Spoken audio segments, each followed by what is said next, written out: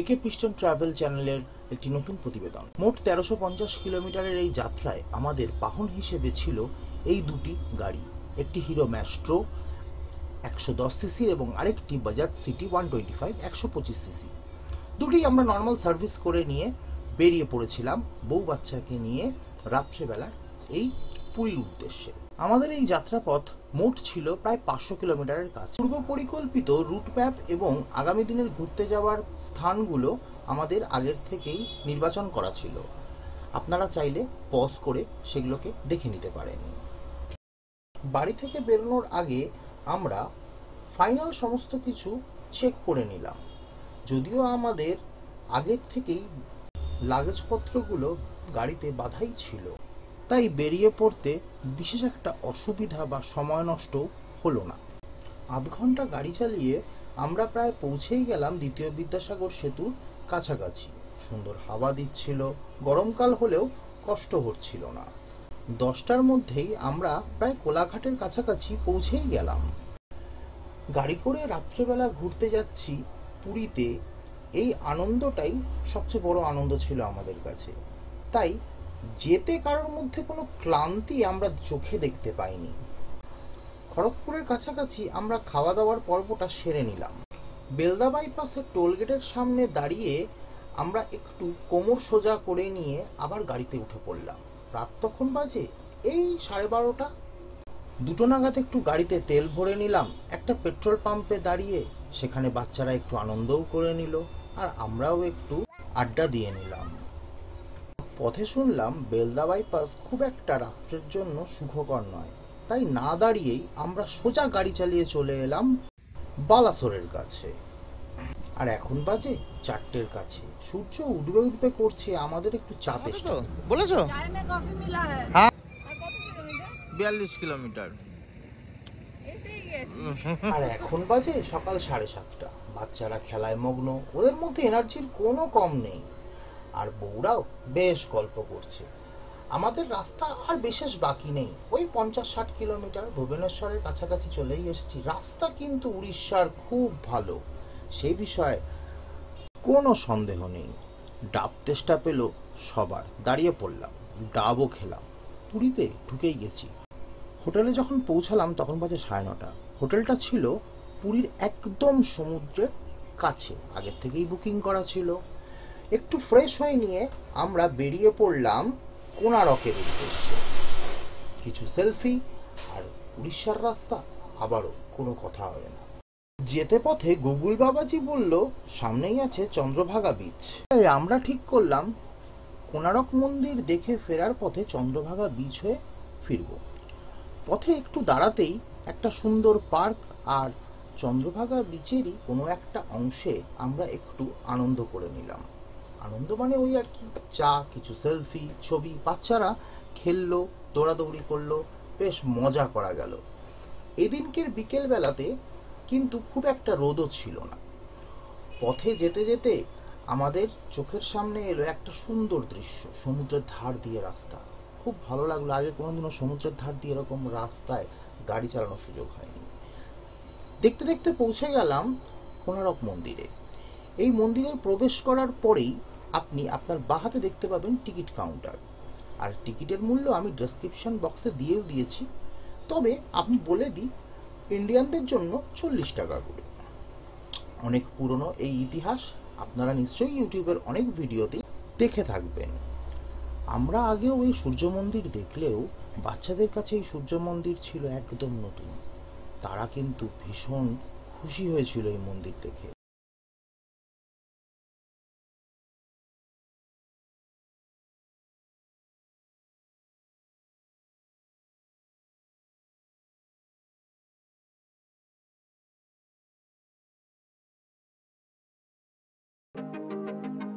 বিকেলের হালকা রোদের আলো ছায়ায় আবার চলল কিছু ছবি তোলার পর্ব। ছবি তোলার পরে আমরা বেরিয়ে পড়লাম চন্দ্রভাগা বিচ দেখার উদ্দেশ্যে। রাস্তায় পড়ল সুন্দর ছোট ছোট নদী। নদীগুলোর পাশ দিয়ে বিকেলবেলা গাড়ি চালাতে বেশ ভালো লাগছিল। পৌঁছে গেলাম চন্দ্রভাগা বিচ। খুব সুন্দর এই বিচটা, ফাঁকা। বাচ্চারা ভীষণ আনন্দিত হলো, আমরাও কিন্তু ওদের সাথে আনন্দ করলাম।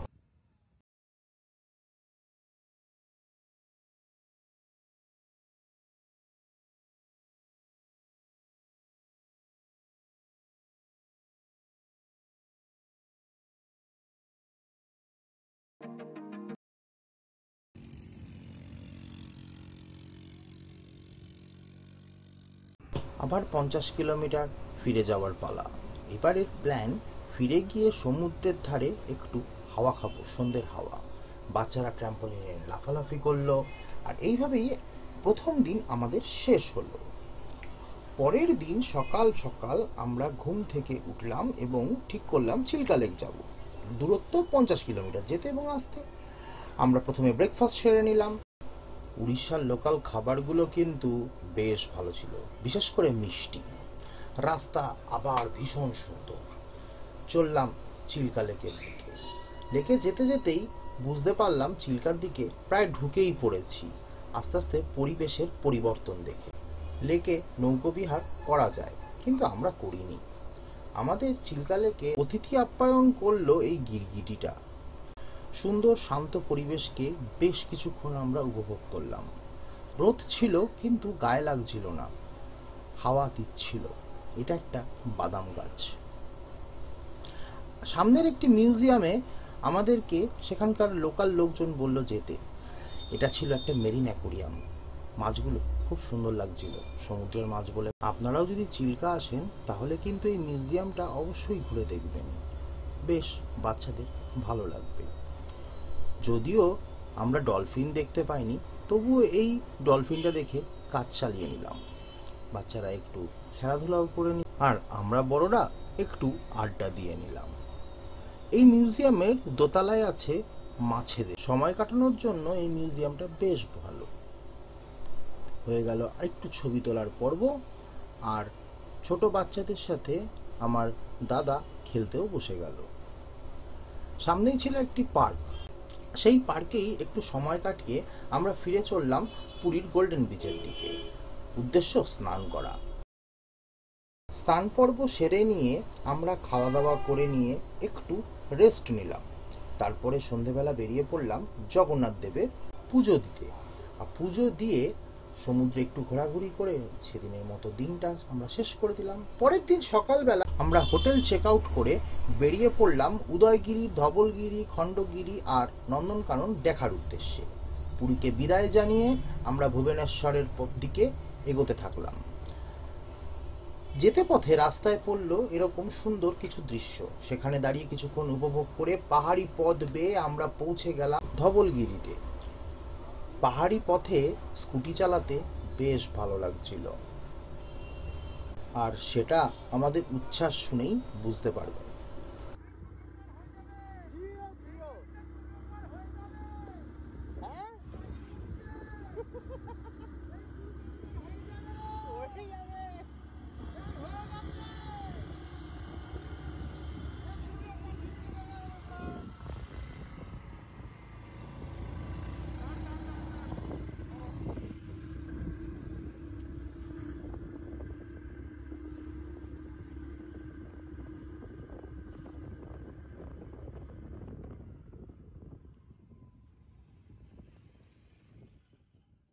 একটাই ট্রিপে সমুদ্রের সাথে এরকম পাহাড় আমাদের কাছে ছিল উপরি পাওনা।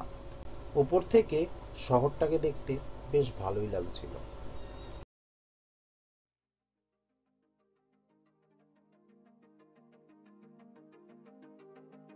পরের গন্তব্য ছিল উদয়গিরি। এই উদয়গিরিতে পৌঁছে আমাদের ফোনের স্টোরেজগুলো কেমন যেন কাদো কাদো ভাব করে উঠল। বউরা ছবি তুললো, বাচ্চারাও ছবি তুললো। ওপর থেকে দেখতে ভালোই লাগছিল, ছবি তোলার মতোই জায়গা। আর এটা হচ্ছে খণ্ডগিরি। যদিও আমরা এইখানে পৌঁছাইনি, কারণ আমাদের উদ্দেশ্য ছিল নন্দনকাননে গিয়ে বেশিরভাগ সময় বাচ্চাদের সাথে কাটানো।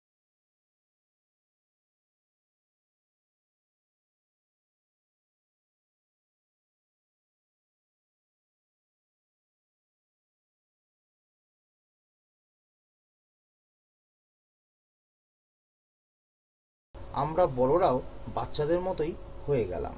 আবার পাহাড়ি পথ দিয়ে এঁকে বেঁকে আমরা নামতে থাকলাম। মিস করছিলাম আমাদের প্রিয় বেশ কিছু বন্ধুদের কথা। ওরা থাকলে বোধহয় এই মজাটা আরো দ্বিগুণ হয়ে যেত। যেহেতু উদয়গিরি, খণ্ডগিরি, নন্দনকানন এইগুলো সবই ভুবনেশ্বরের দিকে অর্থাৎ কলকাতার দিকে, তাই জন্য আমাদের প্ল্যানটা কিন্তু ছিল যে নন্দনকানন দেখে সন্ধে 5:30 6টার মধ্যে কটক শহরে পৌঁছবো, কারণ কটক শহরে অনেক হোটেল আছে এবং হোটেলগুলো অনেকটাই সস্তাতেও পাওয়া যাবে। আর শুধু তাই নয়, কটক থেকে আমাদের গড়িয়ার ডিস্টেন্সও 430 কিলোমিটার, অতএব আমরা 70 কিলোমিটার কলকাতার দিকে আরো এগিয়ে গেলাম। যাই হোক, অনেকটাই সুন্দর ঘোরাঘুরি হলো। এখন বাজে দুপুর 1:30।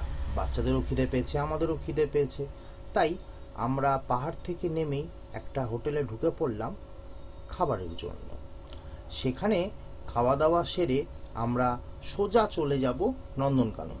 আমাদের ধারণা 2 থেকে 2:30টার মধ্যেই নন্দনকাননে পৌঁছে যাব। শুনেছি এসি বাসে 100 টাকা করে নন্দনকাননের ভেতরে ঘোরায়।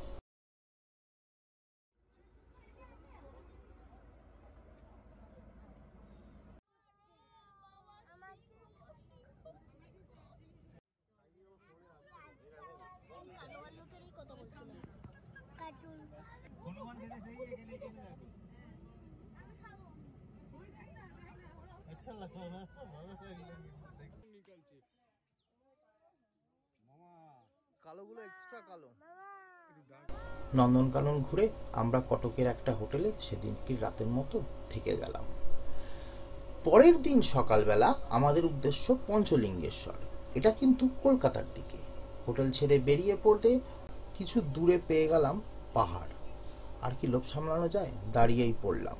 কিছু ছবি তোলা হলো, তারপর একটু খাবার দাবার করে নেওয়া হলো। বাচ্চারা খুব আনন্দ করেছিল। কিন্তু তরমুজ খেতে খেতে একটা বিষয় নিয়ে হাসাহাসি হচ্ছিল। ন্যাশনাল হাইওয়ের ধারে ছুরি নিয়ে এইভাবে কেউ কি তরমুজ খায়?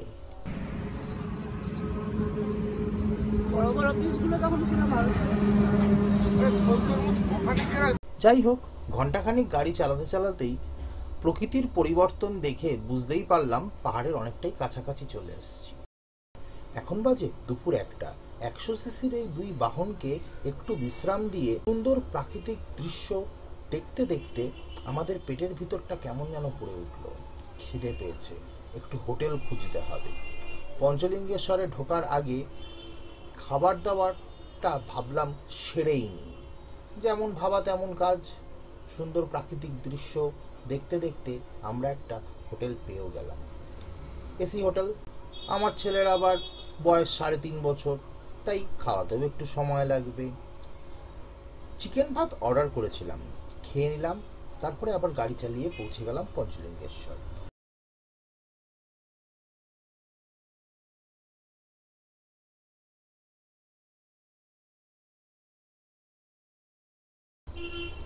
পঞ্চলিঙ্গেশ্বর ঢোকার কিছুক্ষণের মধ্যেই আপনারা দেখতে পাবেন ডান দিকে এবং বাদিকে অনেক হোটেল আছে। আমরা তার মধ্যে থেকেই কোনো একটা চয়েস করে ঢুকে পড়লাম। সামনে সুন্দর পাহাড় দেখে আমাদের মধ্যে আবার উদ্দীপনাটা দ্বিগুণ হয়ে উঠল। এখন বাজে দুপুর 2টো। মাংস ভাত খেয়ে পুজো দেওয়া ব্যাপারটা ঠিক ভালো লাগলো না। তবু মন্দিরের কাছে পৌঁছে গিয়ে একবার একটু দেখে নিলাম মন্দিরের পজিশনটা। ঠিক করলাম পরদিন সকালে পুজো দেব। আর এইটা দেখছেন, এই রিসর্টটা আমরা আজকে রাতের জন্য ভাড়া করেছিলাম। ভাড়া নিয়েছিল রুম বাবদ 1200 টাকা করে। পাহাড়ের ধারেই ছিল, বাচ্চাদের পার্ক ছিল। বাচ্চাদের জন্যই আমরা এই রিসর্টটা ভাড়া করেছিলাম। আর রিসর্টটার স্পেশালিটি ছিল যে রিসর্টটা থেকে পাহাড় দেখা যেত, একদমই পাহাড়ের পাশে অবস্থিত ছিল। আমরা এখন ঘর বুক করছি। একটু ফ্রেশ হয়ে নিয়ে আমরা বেরিয়ে পড়লাম সামনের আশেপাশে সাইট সিন দেখার জন্য। সাথে কিছু ছবি তুললাম, বাচ্চারাও কিছু ছবি তুললো। ছবি তুলে আমরা লোকাল লোক আমাদেরকে বলল সামনে আছে বিশ্বেশ্বর মন্দির। বেরিয়ে পড়লাম বিশ্বেশ্বর মন্দিরের দিকে। মন্দিরটা আবার ছিল পাহাড়ের কোলে। মন্দিরের পেছনে ছিল পাহাড়, সেই পাহাড়ের উপরে আমরা উঠে পড়লাম। ওপর থেকে দৃশ্যটা খুব সুন্দর ছিল। চোখে পড়ল একটা অদ্ভুত রঙের গিরগিটি, বিষাক্ত কিনা জানি না। আর এই যে দেখছেন, এটা হচ্ছে বিশ্বেশ্বর মন্দির।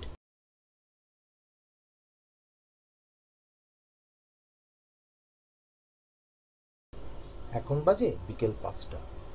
ছবি টবি আবার তোলা হলো। এরই মধ্যে হঠাৎ করে দেখি আমার দাদা অনেকটা তারিণী খুড়োর স্টাইলে বাচ্চাদেরকে গল্প শোনাচ্ছে, আর বাচ্চারাও সেটা মন দিয়ে শুনছে।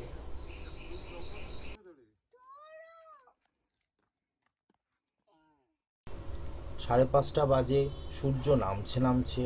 তাই আমরা ঠিক করলাম এবারে হোটেলের দিকে ফিরে যাব। যেমন ভাবা তেমন কাজ, কিন্তু ফেরা কি আর যায়? পথে সুন্দর সুন্দর দৃশ্য। এই দেখুন একটা নদী, হয়তো কাটা হয়েছে, নদী নয়, এটা খাল। দাঁড়িয়ে পড়লাম, পরিবেশটা খুব সুন্দর লাগছিল। আলটিমেট ফিরতে দেরি হয়ে গেল। রাতের অন্ধকারে পঞ্চলিঙ্গেশ্বরের অচেনা রাস্তায় গাড়ি চালিয়ে পৌঁছে গেলাম আমরা একটা বাজারের কাছে। আর সেখানে পেলাম 50 টাকায় 20 পিস ভেজ মাঞ্চুরিয়ান। নিয়ে নিলাম, নিয়ে হোটেলে ফিরে এলাম। ফিরে এসে আলোচনা করলাম কি কি খাওয়া যেতে পারে। তো বাইরে দাঁড়িয়ে কিছুক্ষণ খাওয়া দাওয়ার প্ল্যান করে আমরা রাতের খাবারটা একবারে খেয়েই হোটেলের ভিতরে ঢুকে পড়লাম এবং সেদিনকে রাতটা ঘুমিয়ে গেলাম। পরের দিন সকালে আমরা কলকাতা ফিরব, কিন্তু তার আগে বিশ্বেশ্বর মন্দিরে পুজো দিতে হবে। দিয়ে নিলাম পুজোর সেই পর্বটা। পঞ্চলিঙ্গেশ্বরের হোটেল চেক আউট করে এবারে বাড়ি ফেরার পালা। পথ আর মাত্র 250 কিলোমিটার বাকি। পথে পড়ল নীলগিরি পর্বত, দেখে নিলাম। আমাদের এই পুরো জার্নিতে তেল লেগেছিল 48 লিটার, 4970 টাকার তেল। আমার দাদার সিটি 125-এ লেগেছিল 22 লিটার তেল, আর আমার ম্যাস্ট্রোতে লেগেছিল 26 লিটার তেল। ম্যাস্ট্রো দিয়েছিল 52 মাইলেজ, আর সিটি 125 61, তাও 3 জনকে নিয়ে। এই পুরো যাত্রাপথে আমরা ভীষণ আনন্দ করেছিলাম। সকলের ইচ্ছে মতো বিভিন্ন সাইট সিন কমপ্লিট করতে পেরেছিলাম, ঘুরতেও পেরেছিলাম। এবারে ফিরে এসেছি প্রায় খড়গপুরের কাছে। লস্যি তেষ্টা পেয়েছিল সকলের, খেয়ে ফেললাম লস্যি। পৌঁছে গেলাম বেলডার কাছে। কলকাতা থেকে পঞ্চলিঙ্গেশ্বরের দূরত্ব 280 কিলোমিটার, মানে আমার বাড়ি গড়িয়া থেকে। আমরা এখন আছি বেলডার কাছাকাছি, ফিরেই আসছি অলমোস্ট বাড়ির দিকেই। আর কিছু পথ চালালেই খড়গপুরে পৌঁছে যাব। আপনারাও যদি এরকম কোনো প্ল্যান করেন, যাওয়ার সময় আপনারা একবারে পুরীতে পৌঁছে যাবেন, আর ফেরার সময় পঞ্চলিঙ্গেশ্বর হয়ে আসবেন, তাহলে পরিবারের লোকেদেরও কোনো সমস্যা হবে না। আর এই যে রাস্তাটা দেখছেন, এটা হচ্ছে বেলডা বাইপাস, রাস্তা নয়, এয়ার স্ট্রিম। এখন বাজে সন্ধ্যে 6টা। ভালো করে গোবরাসে খেয়ে নিলাম, কারণ শরীর আর দিচ্ছে না। রাত্রেবেলা গিয়ে একবারে শুয়ে পড়ব। কোলাঘাটার কোনা মোড়ের জ্যাম মিলিয়ে বাড়ি পৌঁছতে পৌঁছতে 8টা বেজেই গেল। পুরীর এই ট্রিপ শেষ হলেও স্মৃতি কিন্তু শেষ হলো না। স্কুটি বাইকে করে পরিবারের সাথে এই ঘুরতে যাওয়ার মজাটা কিন্তু কিছুতেই ভুলতে পারলাম না। যেখানে খুশি যেতে পেরেছি। মোট আমরা গেছিলাম 1342 কিলোমিটার, মানে সাইট সিন নিয়ে। আর স্পেশাল থ্যাঙ্কস এই 2 বাহনকে। আসছে বছর আবার দেখা হবে আরো অনেক বন্ধু এবং পরিবারের সমস্ত লোকেদের নিয়ে। আমার মনে হয় জীবনে একবার হলেও এরকমভাবে বাইকে করে কোনো একটা ট্রিপে পরিবারকে নিয়ে যান। অবশ্যই সেটি আপনার আয়ত্তের মধ্যে, অল্প রাস্তাও হতে পারে, এবং প্রপার রাইডিং গিয়ার ব্যবহার করেই করবেন। ধন্যবাদ।